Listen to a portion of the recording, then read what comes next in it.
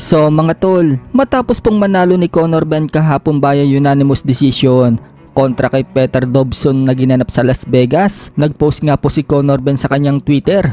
Tinanong ang mga fans kung sino do ang gusto nilang labanan niya sa susunod.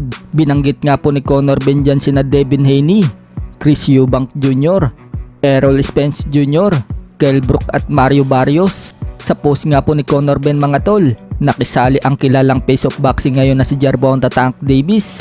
Banet ni Tank Davis sa tweet niya, hindi daw nakakatawa sa pinakita daw ni Conor Ben sa laban last night. Bigyan lang daw siya ng 3 weeks at yayariin daw niya itong si Conor Ben. Agad namang sumagot si Conor Ben mga tol at sinabing sige at gawin daw nila sa susunod ang laban. Sumagot si Tank Davis at pabor siya na may kasamang pang-aasar. Saang lugar daw gusto ni Conor Ben na magulpi siya, at dahil dyan, kinall out ni Conor Ben ang promoter na si Eddie Hearn na mag-direct message daw ito kay Tank Davis para maikasa daw ang laban nila. At wala nga pong paligoy-ligoy na nag-PM agad si Eddie Hearn kay Tank Davis at positibo naman ang sagot ni Tank Davis. Willing daw itong sagupain si Conor Ben. Banat pa nga po ni Conor Ben mga tol, isang maliit na dagalang daw itong si Tank Davis. Natawa lang si Tank Davis at sinabing wag daw puro dada, magkita na lang daw sila sa ibabaw ng ring. So mukhang nagbago nga po ang ip ng hangin mga tol.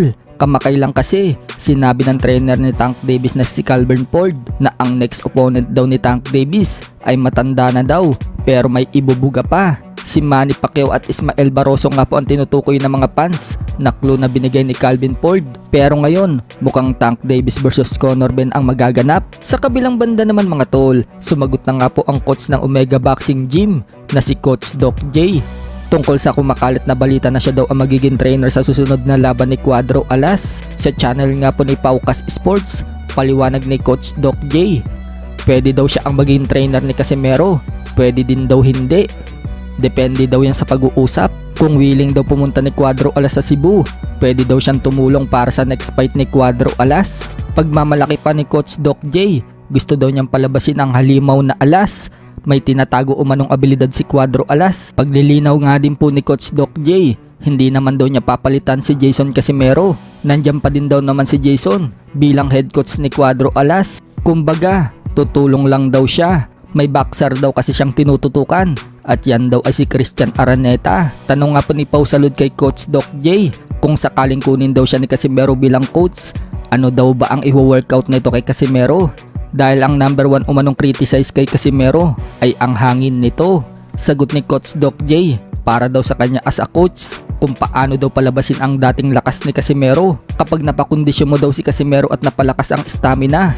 Susunod na daw dyan ang reflexes at papasok na din daw dyan ang timing dahil magiging magaan na daw ang katawan ni Casimero. At kapag nangyari yan, alam na daw ni Casimero ang gagawin nito sa ibabaw ng ring.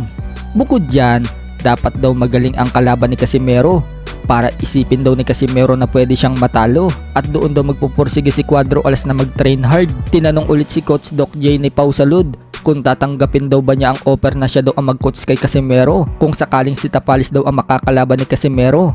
Agaran nga pong sinagot ni Coach Doc J na wala daw problema dahil sports lang naman daw yan at business. Sa huli, hindi naman daw sila ang maglalaban kundi daw ang mga boksingero. Ano tayo, willing tayo tumulong. Gusto natin palabasin yung halimaw na Alas. Gusto nyo makita yung lahat. Baka mas sumobra naman yung angas. Lalabas yan yung halimaw na Alas. Yan teka. May tinatagong abilidad. Paano naman si Coach Jason? Andyan na naman si Coach Jason. Natutulong lang naman ako. Hindi ko papalitan yan. Sino mag-head coach? Hindi pwede palitan yan. Si Jason ba yung mag-head coach? Pero ako lang yung magtutulong konti, ganyan-ganyan.